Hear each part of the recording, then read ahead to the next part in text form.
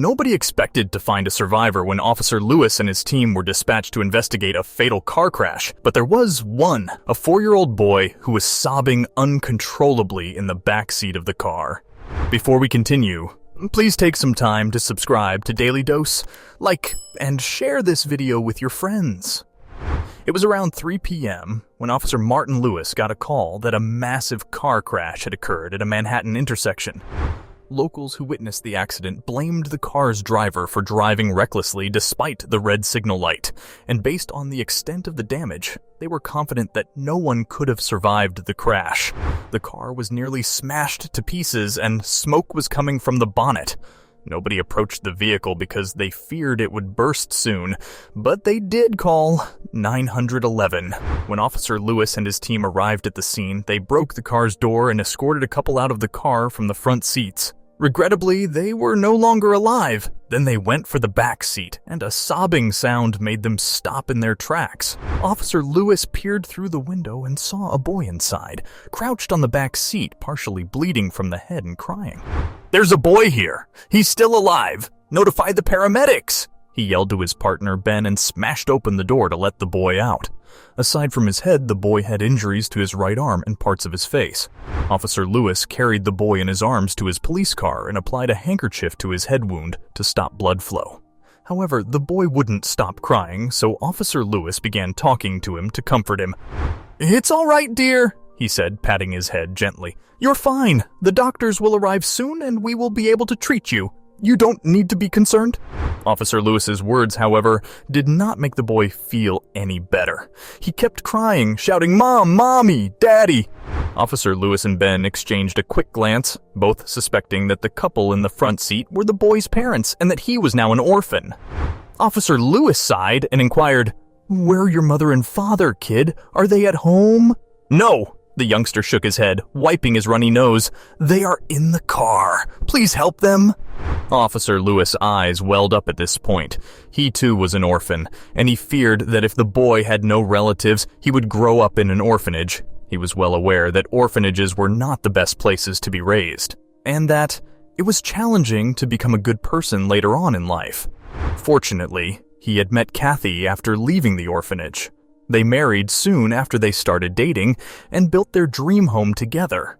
When they could not have children, they adopted a little girl named Julia. However, Kathy wanted to have another child, so they decided to adopt again. But when they went for adoption, they fell in love with a set of newborn triplets and ended up adopting 3 kids instead of 1. As Officer Lewis wondered about the boy's fate, his thoughts were interrupted by the paramedics that had arrived on the scene. They took the boy for first aid, but Officer Lewis couldn't take his gaze away from him as he saw him walk away. That night, he couldn't sleep. His mind was constantly occupied by the little boy's thoughts. He was safe with the police, and his relatives were being tracked, but he was concerned that if nobody agreed to take the boy in, he would end up in an orphanage. So he decided to talk to Kathy about the boy's adoption over breakfast the following morning.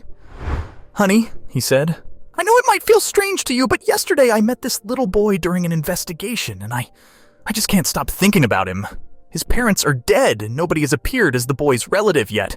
They're trying to talk to the child, but he's still traumatized from the accident and isn't opening up." "Oh, that's terrible," Kathy said, as she placed a toast on his plate. "How old is the child?"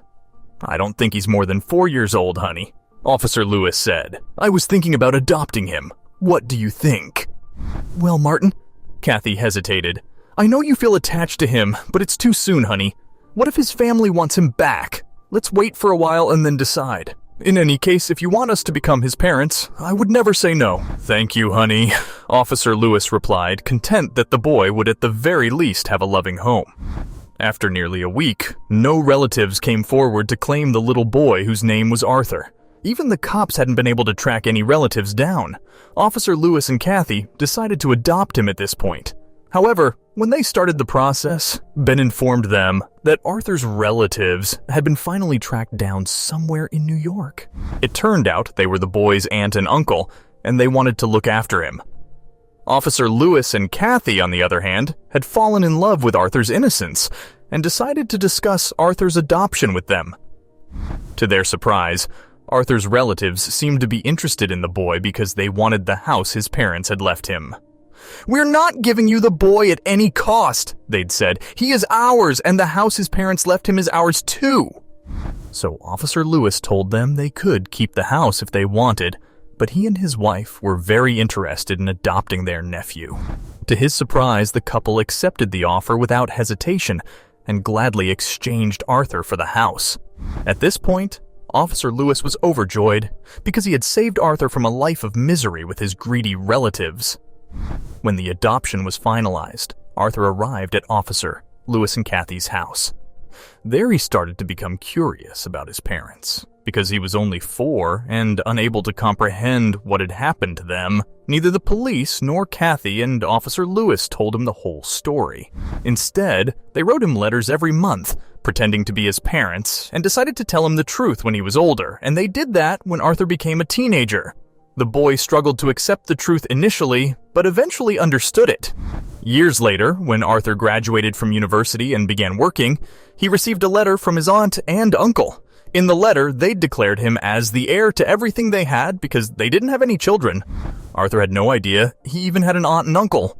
He called his parents and asked them if the letter made any sense. That's when he discovered his parents' house had been taken over by his aunt and uncle, but they hadn't been so interested in taking him in.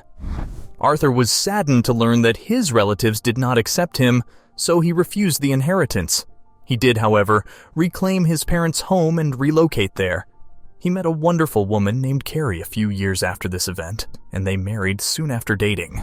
They welcomed 2 lovely daughters, but later decided to adopt 3 more children because Arthur knew there was nothing better than being raised in a large family full of love and warmth.